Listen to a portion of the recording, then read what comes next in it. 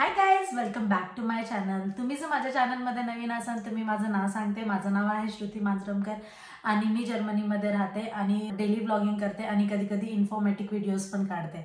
तर तुम्ही जर माझ्या चॅनलमध्ये नवीन असाल तर नक्की लाईक शेअर सबस्क्राईब करायला विसरू नका। तर आज एक नवीन टॉपिक घेऊन आली आहे, ते फार इंटरेस्टिंग आहे। जसं की नेहमीच इंटरेस्टिंग टॉपिक्स असतात जर्मनीबद्दल, काही ते वेगवेगळे असतात, मी वेगवेगळे तुमच्यासाठी घेऊन येते। तसा आजचा टॉपिक पण खूप इंटरेस्टिंग आहे, ते आहे जर्मनीचे संस्कार। तर जर्मन लोक कसे संस्कारी असतात, काय त्यांचे काय काय गोष्टी करतात, ते आज मी सगळं तुम्हाला व्हिडिओमध्ये सांगणार आहे। तर लेट्स गो। संस्कार नाव ऐकून तर आपली भारताचीच आठवण येते, कारण आपल्या भारतामध्ये खूप संस्कार आहेत। जसं की आपण जेव्हा भेटतो तेव्हा नमस्कार, आपले जे जे कल्चर आहे तशानुसार आपण म्हणतो, ग्रीट करतो त्यांना। आपण मोठ्यांना कसं बोलतो, त्यांनी भेटल्यावर त्यांच्या पाया पडतो की नाही। अजून मग आपल्या मम्मी पप्पाला म्हणलं जातं की तुमची मुलगी मुलगा किती संस्कारी आहे, तर ते ऐकूनच आपल्या मम्मी पप्पाला चांगलं वाटतं। तर हे आपल्या गोष्टी आपल्या इथे खूप संस्कार आहेत। तर मी आज तुम्हाला जर्मनीतले संस्कार सांगणार आहे। जसं की मी तुम्हाला सांगितलं आहे, इनाचे पप्पा 2012 पासून आणि मी 2018 पासून जर्मनीमध्ये राहते। तर आम्हाला इथे जर्मन फ्रेंड्स सोबत आणि मग नेबर्स आहेत। तुम्हाला जसं की तुम्ही जर माझे डेली ब्लॉग्स पाहत असेल तर तुम्हाला माहिती असेल की आम्ही नेबर्स सोबत फ्रेंड्स आहेत जर्मनीचे। तर त्यांच्यासोबत असं बोलणं चालणं असतं तर त्यांचे ते समजून येतं की यांच्यासोबत कोणत्या गोष्टी नाही केल्या पाहिजे, कोणत्या गोष्टी केल्या पाहिजेत।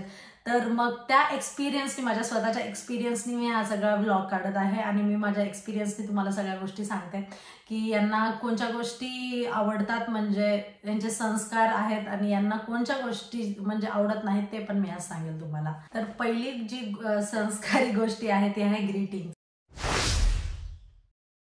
ऑफकोर्स आपल्या इंडियामध्ये पण आहे, आपण एकमेकांना ग्रीट करतो। तर इथे पण असंच ग्रीटिंगचा खूप जास्तच म्हणजे करतातच इथे। आता तुम्ही माझ्या ब्लॉगमध्ये पाहिलं असेल की मी म्हणजे कोणी पण दिसलं तर hello, Morgan Morgan good Morgan पण असं म्हणत असते नेहमी। तर इथे जेव्हा तुमचा आय कॉन्टॅक्ट होतो कोणासोबत, आणि तरी पण असं रस्त्यावरून जरी जात असतील तर हे लोक म्हणजे ग्रीट करतातच, आणि ते त्यांचा एक संस्कारचा भाग आहे। तर ते नेहमी असं, म्हणजे तुम्ही बाजूनी जात असेल आणि ती ओळख पण नसेल तुम्हाला, आणि आपण आपल्या इथे ओळख नसेल तर आपण असं बोलत नाही, पण इथे न ओळख असता पण आपल्याला म्हणजे इथे म्हणतात की हॅलो, मॉर्गन मॉर्गन म्हणजे गुटन मॉर्गन म्हणजे गुड मॉर्निंग असं। तर हा होता पहिला संस्कारी। आणि दुसरा जो पॉइंट आहे ते आहे रिस्पेक्ट। तर आपल्या भारतामध्ये पण हे कल्चर सेमच आहे की आपण मोठ्यांना तू, म्हणजे जर मोठे असेल तर तू म्हणत नाही, त्यांनी म्हणतो। तर इथे पण सेम तसंच मी सांगितलं की तुम्हाला इथे डू आणि झी म्हणावं लागतं, म्हणजे मोठे असतील तर त्यांना झी म्हणून बोलावं लागतं, आणि तुमच्या सोबतचे जर फ्रेंड्स असतील तर त्यांना डू म्हणून बोलावं लागतं। तर इथे हे याला खूप हे म्हणजे आता जर फॉर एक्झाम्पल माझी बाजूची आजीच आहे, तर तिला मी म्हणजे आवाजावं बोललेलं आवडत नाही, तर तिला तू म्हणलं, ती म्हणते की मला तू फ्रेंड सारखं बोल। मग यांनी सांगतात तुम्हाला की त्यांना झी बोलायचं की दू बोलायचं, असं त्यांनी सांगतात आपल्याला। तर ती आजी आहे 82 वर्षाची आणि ती मला सांगते की तू मला तू म्हणून बोल म्हणून, मग मी तिला तू म्हणून बोलते।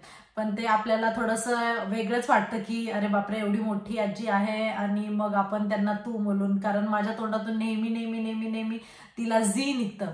मग ती नेहमी मला सांगते अगं तू मला दू म्हणून बोल, म्हणजे तू म्हणून बोल।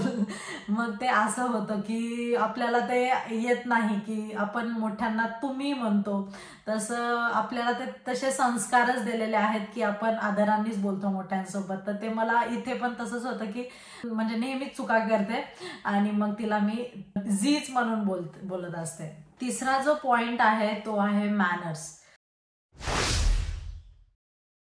तर इथे मॅनर्स म्हणजे खूपच याला सिरियस घेतलं जातं मॅनर्सला।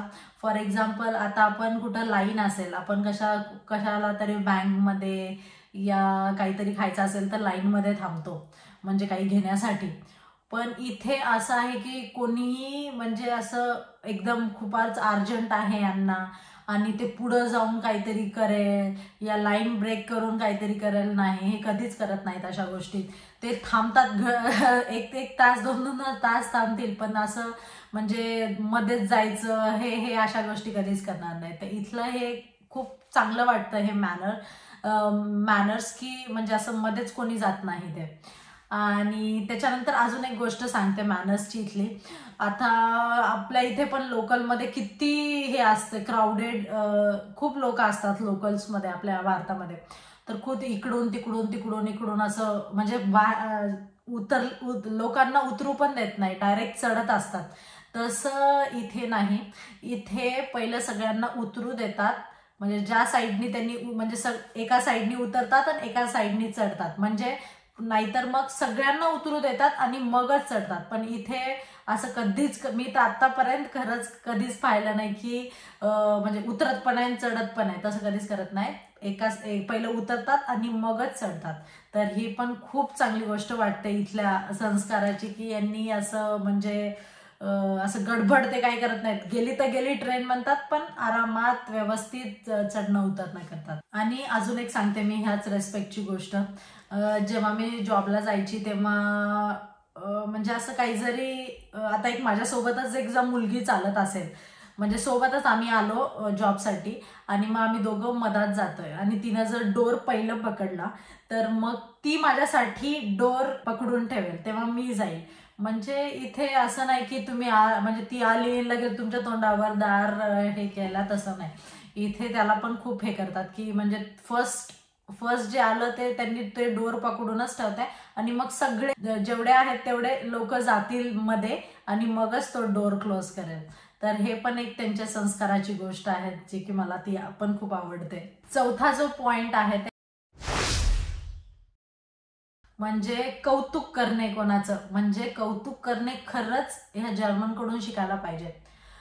म्हणजे मी तर माझीच एक स्टोरी सांगते की मी जेव्हा म्हणजे जर्मनीमध्ये आली होती तेव्हा मी स्टार्टिंगला हे करायची, म्हणजे मला 1 वर्ष मी 1 वर्षच म्हणजे 7-8 महिनेच मी जर्मन शिकले आणि त्यानंतर लगेच मला जॉब लागला.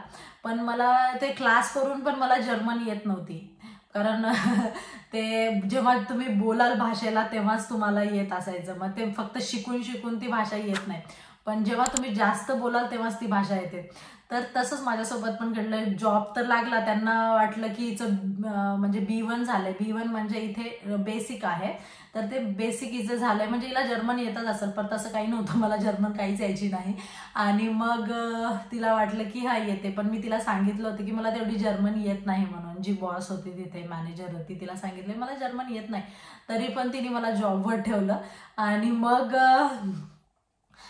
ती तरी पण मी तिला अशी सांगायची की तोटकी मोटकी कशी तरी जर्मन बोलायची, पण ती मला असं म्हणायची की बाप रे, म्हणजे मला आपल्या स्वतःला माहीत राहते की आपण किती म्हणजे किती येतं आपल्याला, काय नाही ते माहिती असतात.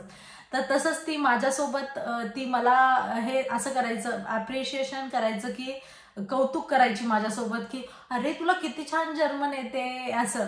पण मला वाटायचं की अरे ही एवढं का माझी तारीफ करते, जे की मला जर्मन पण येत नाही. पण इथे असं आहे की खरंच तुमचं म्हणजे तुम्हाला येत जरी नसेल तर ते लोक तुमचं कौतुक करतात आणि त्यांना वाटतं की कौतुक करून म्हणजे तुम्हाला चांगलं पण वाटेल आणि याच्यामुळे आपण जास्त म्हणजे त्या भाषेवर या काही पण जी गोष्ट असेल त्याच्याकडे जास्त लक्ष देऊन त्याच्यावर काम करतो.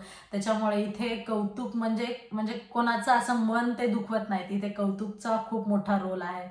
तर इथे हे पण मला गोष्ट छान वाटते की हे लोक कौतुक करायचं, कोणाला डिमोटिवेट करत नाहीत, सगळं मोटिवेट करतात की हा तू छान करतेस म्हणून.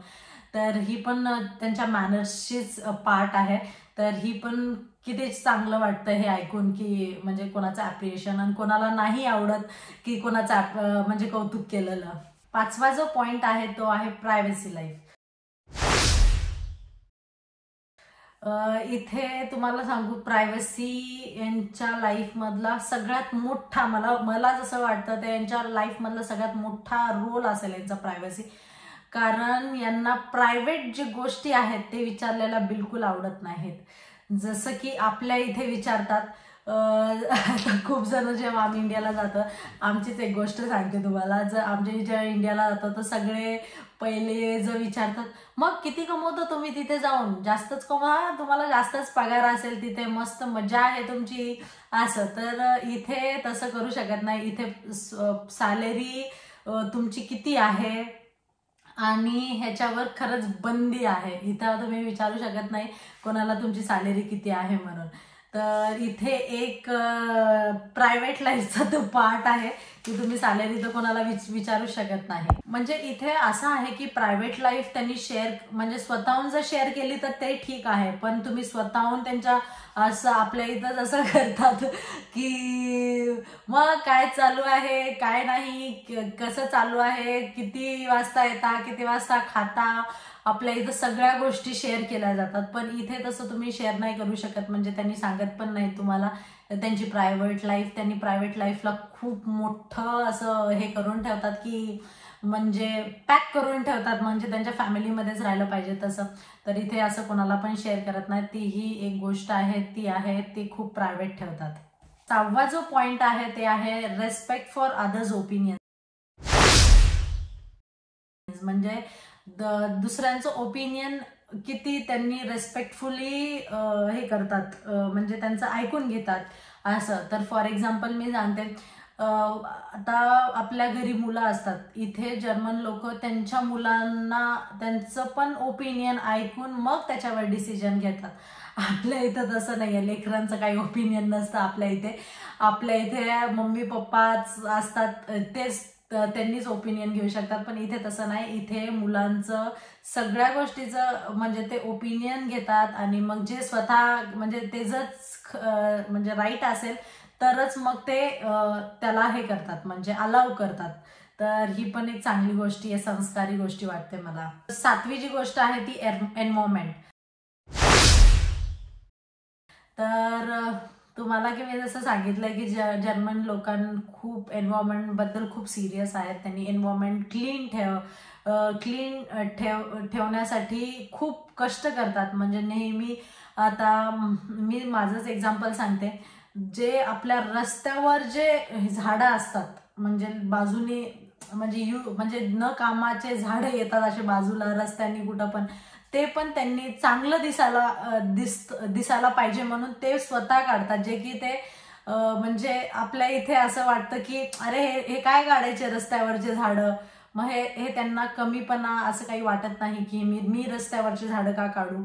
पण हे स्वतः एन्व्हायरमेंट क्लीन ठेवण्यासाठी खूप हे करतात, कष्ट करतात. आणि एन्व्हायरमेंट बद्दल अजून एक सांगते मी तुम्हाला की हे जे पॅरेंट्स आहेत, जर्मन पॅरेंट्स, ते त्यांच्या मुलासमोर ह्या गोष्टी करतात, चांगल्या गोष्टी, जे की त्यांची मुलं पण शिकले पाहिजेत. जसं की आता मी सांगितलं रोड क्लीन करतात, पण त्यांना सोबत घेऊन करतात. म्हणजे त्यांच्यासोबत त्यांचा छोटा ब्रश देतात, म्हणजे सेम त्यांच्यासारखं ब्रश घेऊन देतात त्यांना. मग त्यांना पण क्लीन करायला सांगतात. म्हणजे मुलांना पण त्याची सवय लागली पाहिजे. त्यामुळे त्यांनी ह्या गोष्टी मुलांसोबत करतात, म्हणजे एकटं पण करत नाही, त्यांना सोबत घेऊन करतात. 8वा जो आणि लास्ट पॉइंट आहे ते केअरिंग फॉर अदर्स. म्हणजे लोकांची कशी म्हणजे केअर केली पाहिजे हे तर पहिला पॉइंट जो आहे ते आहे हॉर्न वाजवणे. बापरे, हॉर्न, मी असं होतं की इंडियामध्ये गेलं की असं कधी करू असं होतं की आपल्या इंडियामध्ये हॉर्न म्हणजे हे खूपच नॉर्मल आहे की थोडं जरी काही आलं तर लगेच पीक पीक पीक पीक पीक पीक पीक पीक, म्हणजे खूपच ऐकू येतं. पण इथे जर्मनीमध्ये तर मला आता 6 वर्ष जे होत आहेत, तर मी आतापर्यंत म्हणजे खूपच सिरियस असेल, म्हणजे असं हे लागणारच असेल, कोणाचा ऍक्सिडेंट होणारच असेल तेव्हाच हॉर्न वाजतं. तर ती पण इथे म्हणजे खरंच खूप संस्काराची गोष्ट वाटते की विनाकारण हे लोक हॉर्न वाजवतच नाहीत. तर इथे पण त्याला खूप सिरियस घेतलं जातं की विनाकारण तुम्ही हॉर्न वाजवू नाही शकत इथे. आणि अजून एक पॉइंट सांगते, मला आठवत आहे त्याचबद्दल. आता जसं मी हॉर्नचं सांगितलं तसंच एक कार बद्दल पण मला आठवत आहे. जेव्हा आम्ही जुन्या घरी राहायचो तर तेव्हा आम्हाला असं प्रायव्हेट पार्किंग नव्हती, म्हणजे आम्हाला रस्त्यावरच लावायचं असं अलाउड होतं. तर आम्ही ते वर्षाला पैसे भरायचं आणि रस्त्यावरच जिथं जागा भेटली तिथे लावायचं गाडी, असं होतं कार लावायची. तर ते खूप इथं प्रॉब्लेमॅटिकच आहे, कारण म्हणजे जर लेट झाला 7-8 वाजले संध्याकाळी तर ते जागाच भेटायची नाही. मग असं खूप चक्रा मारायचं, मग कुठं तर भेटली तर मग असं गाडी लावायचं, असं ते हे होतं. म्हणजे ते आम्हाला माहिती आहे. आता तर आमच्याजवळ पार्किंग हे आहे, गॅरेज ठेवण्यासाठी गाडी. पण तेव्हा असं होतं की म्हणजे फॉर एक्झाम्पल आता आम्ही येत आहे इकडून आणि अजून एक गाडी इथून येत आहे, मग आम्हाला एक जागा भेटली तर आम्ही गाडी असं लावायलाच गेलं, पण हे इकडची गाडी असं नाही करणार की तुम्ही लगेच लावून असं मध्ये लावणार. तर इथे तसं नाही. म्हणजे आता ह्या गाडीला जर कळालं की ही गाडी लावणार आहे, मग ही गाडी लगेच किती जरी चक्रा मारायचं असेल तरी पण ती निघून जाते. म्हणजे असं नाही की नाही मी बघितलं होतं पहिलं आता तू आलास, असं तसं नाही इथे. म्हणजे ते पण खूप, म्हणजे ते पण एक संस्कारचाच भाग आहे की तुम्ही असं एकदमच म्हणजे हे नाही करू शकत. म्हणजे त्यांना असं वाटतं की अरे ही पहिलं गाडी आली होती तर आपण जाऊ द्यायला पाहिजे, म्हणजे तिलाच लावू द्यायला पाहिजे. तर ही पण आम्ही जेव्हा ह्या अशा गोष्टी पाहिल्या होत्या तर आम्हाला पण वाटलं बापरे यांचे संस्कार किती चांगले आहेत, म्हणजे यांनी जाऊ देतात, म्हणजे लावू देतात आपल्याला गाडी असं. तर ही पण एक संस्कारचीच भाग होती. तर आजसाठी एवढंच. तुम्हाला जर माझा व्हिडिओ आवडला असेल तर नक्की लाईक शेअर सबस्क्राईब करायला विसरू नका. तोपर्यंत बाय.